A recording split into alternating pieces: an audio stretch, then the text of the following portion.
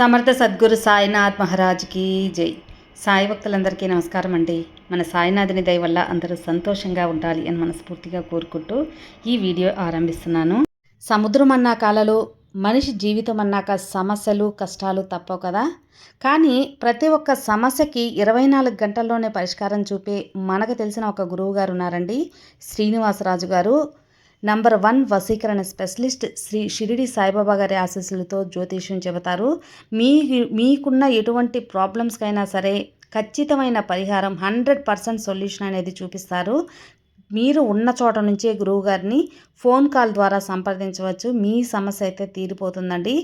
96630644 ఈ నంబర్కి కాల్ చేశారంటే మీకున్న ఎటువంటి ప్రాబ్లమ్స్ అయినా, విద్య, ఉద్యోగం, వ్యాపారం, ప్రేమ, పెళ్లి సమస్యలు, రియల్ ఎస్టేట్ ప్రాబ్లమ్స్, విదేశీ ప్రయాణం ఆలస్యం అవుతుంది, వీసా రావట్లేదు, వీసా ఆలస్యం అవుతుంది, భార్యాభర్తల మధ్య గొడవలు, సంతాన సమస్యలు, రాజకీయ సమస్యలు, వ్యవసాయ సమస్యలు, అంతేకాకుండా వాస్తు దోషాలు కానివ్వండి, జాతకంలో దోషాల వల్ల పెళ్ళిళ్ళు ఆలస్యం అవుతున్నా, ఇలా ఎటువంటి సమస్యలకైనా గురువుగారి పరిష్కారం అయితే చూపిస్తారు. అంతేకాకుండా స్త్రీ పురుష వశీకరణ కూడా చేస్తారండి. మీరు చేయవలసింది 96630644 నంబర్కి కాల్ చేసి గురువుగారి మీద మీ ప్రాబ్లం పెట్టారంటే ఆ ప్రాబ్లం తీరిపోతుందండి. నేను చెప్పించుకొని నా సమస్య తీరి నాకు నమ్మకం కుదిరిన తర్వాతే మీ వరకు అయితే తెలియజేస్తున్నాను. ఒకసారి నమ్మకంతో గురువుగారికి కాల్ చేయండి, మీ ప్రాబ్లమ్స్ అయితే తీర్చుకోండి ఫ్రెండ్స్. కష్టాలలో ఉన్నప్పుడు స్నేహితుల యొక్క మనస్తత్వాలు, పేదరికంలో ఉన్నప్పుడు బంధువుల యొక్క మనస్తత్వాలు బయటపడతాయి. విజయాన్ని చూసి మురిసిపోవద్దు, ఎందుకంటే అదే తొలి అడుగు మాత్రమే కాదు, గమ్యం కాదు. నువ్వు అందరినీ సంతోషపెట్టడం చాలా కష్టంతో కూడుకున్న పని, కానీ నువ్వు అందరితో సంతోషంగా ఉండడం చాలా సులువైన పని కదా. నీకు కుదిరినప్పుడు కాదు, ఎదుటి వారికి అవసరమైనప్పుడు చేస్తేనే దానిని సహాయం అంటారు. ఆ సహాయం నువ్వు చేస్తూ ఉండు. తొందరపడి కళ్ళతో చూసి నోటితో మాట్లాడే వారికి ఆవేశం ఎక్కువ. మాట్లాడకుండా మనసుతో చూసి మౌనంగా ఉండే వాళ్ళకి ఆలోచన ఎక్కువ. సహాయం చేసే గుణమున్నవాడు సాకులు వెతుకుతాడు. ఈ పరిస్థితుల్లో ఉన్నా తప్పకుండా చేసే తీరుతాడు. నీకు నోరు ఉంది కదా అని పదే పదే ఎదుటి వాళ్ళని బాధ పెట్టేలా మాట్లాడవద్దమ్మా. ఒకసారి దూరమైతే తెలుస్తుంది వారి విలువ ఏంటో. మంచి వారికి లభించే మొదటి బహుమానాలు అవమానాలే కదా, అలాగే అపనిందలు కూడా. కాదంటావా తల్లి? నిజం. సింహం వెనుక ఎన్ని శునకాలు మురిగినా సింహం విలువ తగ్గిపోదు. అలాగే నీ వెనుక ఎంతమంది ఏం చెప్పుకున్నా కూడా నీ విలువ తగ్గిపోదని తెలుసుకో. కాబట్టి బాధపడవద్దు, చింతించవద్దు. అందమైన వారు అడుగడుగునా మాత్రమే కాదు, అందమైన మనసున్న వారు మాత్రమే అరుదుగా ఉంటారు. కత్తికి ఎంత ప్రేమ పట్టుకున్నా దానికి రక్తం చిందించడమే తెలుసు. అలాగే కొన్ని బంధాలు కూడా అంతే. నువ్వు ఎంతగా ప్రేమించినా సరే వారికి ఎదుటి వారిని కష్టపెట్టడం మాత్రమే తెలుసు. జీవితం మీకు విజయాలనివ్వదు, కేవలం అవకాశాలను ఇస్తుంది. ఆ అవకాశాలను ఉపయోగించుకొని విజయాలుగా మార్చుకునే శక్తి నీలో ఉంటుంది, నీ చేతుల్లో ఉంటుంది. జీవితంలో ఎవరి మీద అయితే ప్రాణం ఇచ్చేంతను ప్రేమ పెట్టుకుంటారో వారే ప్రాణం పోయేంత బాధను మిగిల్చి వెళ్తారు. కాదంటావా తల్లి? సులువుగా వచ్చింది ఏదైనా సరే దానికి విలువ తక్కువగానే ఉంటుంది. కష్టపడి సంపాదించుకున్నదే ఎప్పటికైనా శాశ్వతమైన విలువను సంపాదించుకుంటుంది. అది బంధమైన, ధనమైన, ప్రేమైన, స్నేహమైన, అలాగే వస్తువైన. ఎవరి జీవితం వారికి గొప్ప. అంతేకాని ఎదుటివారితో పోల్చి చూసుకోవద్దమ్మా. ఊరికే ఆరాటపడితే కలిగే లాభం మాత్రం ఏమీ ఉండదు. గుర్తుంచుకో తల్లి. నీకు పట్టుకున్న దాన్ని విడిచిపెట్టవద్దు. విడిచిపెట్టే ఉద్దేశం ఉన్నప్పుడు అసలు పట్టుకోవద్దు. బిడ్డ, ఒక వ్యక్తి మనసును గాయపరచడానికి ఒక్క క్షణం చాలు, ఒక్క మాట చాలు. కానీ ఆ గాయపడిన మనసును గెలవాలి అంటే మాత్రం నీ జీవితకాలం సరిపోదు. నీ పక్కన ఉన్నప్పుడే పట్టించుకోని వారికి నువ్వు దూరంగా వెళితే నీ విలువ తెలుస్తుంది అనుకోవడం నీ అమాయకత్వమే అమ్మా. కష్టం అనేది ఎప్పుడూ ఉండిపోదు. అలాగే సంతోషం రాక మానదు. కష్టాల్లో ధైర్యంగా ఎదుర్కొని అలాగే బాధలను ఓపికగా ఓర్చుకోవాలి. తొందరపాటు నిర్ణయాలు ఎప్పుడూ తీసుకోవద్దు. సంతోషాలు మిమ్మల్ని వెతుక్కుంటూ తప్పకుండా వస్తాయి బిడ్డ. మంచిగా ఉండు, అంతేకాని మంచితనమే బలహీనతగా ఉండవద్దు. అప్పుడు మోసపోతావు. నువ్వు కోరికలు లేని జీవితాన్ని కోరుకుంటే చింతలేని జీవితం నీ సొంతమవుతుంది. అన్నిటికీ అతిగా సర్దుకుపోవడం ఒక చెడు అలవాటే. ఉన్నదానితో సర్దుకుపోవడం అతిగా అలవాటైతే ఉన్న స్థానంలోనే ఉండిపోతావు. ఈ సమాజంలో జాలిగుణం కలవాడికి కష్టాలు ఎక్కువ, కఠిన గుణం కలవాడికి సుఖాలు ఎక్కువ. పనిమంతుడు పనిని కూడా విశ్రాంతిగా భావిస్తాడు. బద్ధకస్తుడు మాత్రం విశ్రాంతిని కూడా అదొక పనిగా భావిస్తాడు. నిజమే కదా? ఎవరికి ఎంత చెప్పాలో అంతే చెప్పు, వినకపోతే వదిలేసేయి. వాళ్ళే తెలుసుకుంటారు. దెబ్బ తగిలితేనే కదా తెలుస్తుంది నొప్పి విలువ.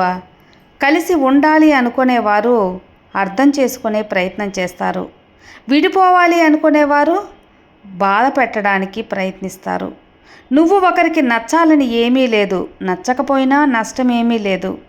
మరొకరి కోసం నీ వ్యక్తిత్వాన్ని చంపుకొని బతకాల్సిన అవసరం అస్సలు లేదు.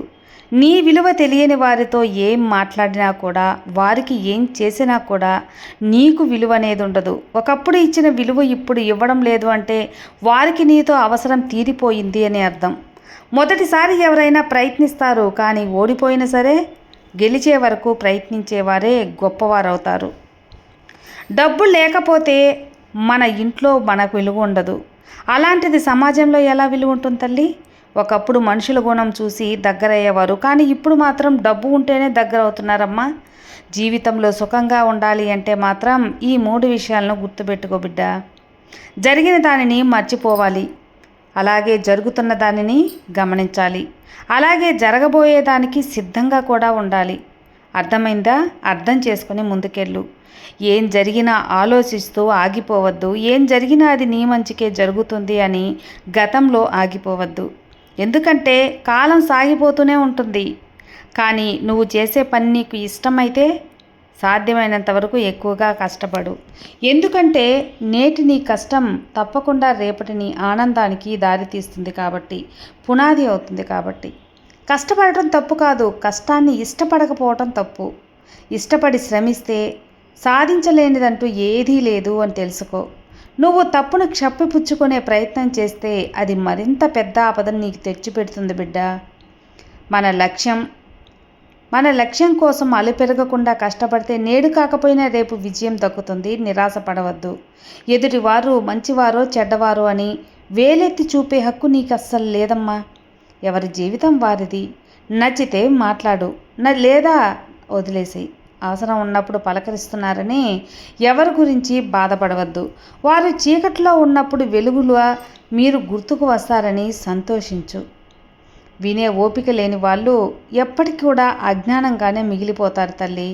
అలాగే చెప్పే ధైర్యం లేని వాళ్ళు ఎప్పటికీ పిరికి వాళ్ళుగానే ఉండిపోతారు. నిజమే కదా? నీ జీవితంలో అవసరానికి ఆదుకునేవారు ఉండరు, కానీ అవసరానికి వాడుకునేవారు మాత్రం చాలామందే ఉంటారు.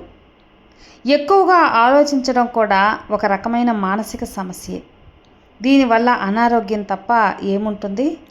సమస్యకు పరిహారం మాత్రం దొరకదు. ఎక్కువ సమయం ఖాళీగా ఉండకుండా ఏదో ఒక పనిలో చేస్తూ ఉండు. నీ లక్ష్యాన్ని పెట్టుకో. నీ మనసులో లక్ష్యం తప్ప మరేదీ ఉండకూడదు బిడ్డ. అప్పుడే నువ్వు కుదురుపడతావు. మనసు నిదానంగా ఉంటుంది. ఏ పని లేని వారికి ఎక్కువ ఆలోచనలు ఉన్నవారికి ఎక్కువ సమస్యలు. గుర్తుంచుకో, ఆ సమస్యల నుంచి బయటపడు. ఎవరైనా సరే నీ కోసం ఎదురు చూస్తున్నారంటే అది నీ బలం. నీ కోసం ఎవరి కోసమైనా ఎదురు చూస్తున్నామంటే అది నీ బలహీనత. నీ మనసు ఎలా ఉంటుంది అంటే ఎదుటి వారికి కష్టం వస్తే చూసి తట్టుకోలేక మన దగ్గర ఉన్నదంతా మొత్తం ఇచ్చేస్తావు. అదే కష్టం మనకు వస్తే మాత్రం కనీసం పట్టించుకోకుండా చూసి చూడనట్లు వెళ్ళిపోతూ ఉంటారు చాలామంది. మనకు బాగా ఇష్టమైన వాళ్ళు కూడా అది మన మెదడుకు ఒప్పుకున్నా మన హృదయం మాత్రం ఒప్పుకోదు. అందరూ నీ వాళ్ళే అని నీ బలహీనతలను పంచుకునే సాహసం చేయకు. నీ వాళ్ళు పరాయి వాళ్ళు అవ్వడం ఒక్క నిమిషం పట్టదు. అప్పుడు నీ బలహీనతలే వాళ్ళకి బలంగా మారుతాయి. గుర్తుంచుకో తల్లి. నువ్వు ప్రశాంతంగా ఎప్పుడు ఉంటావో తెలుసా?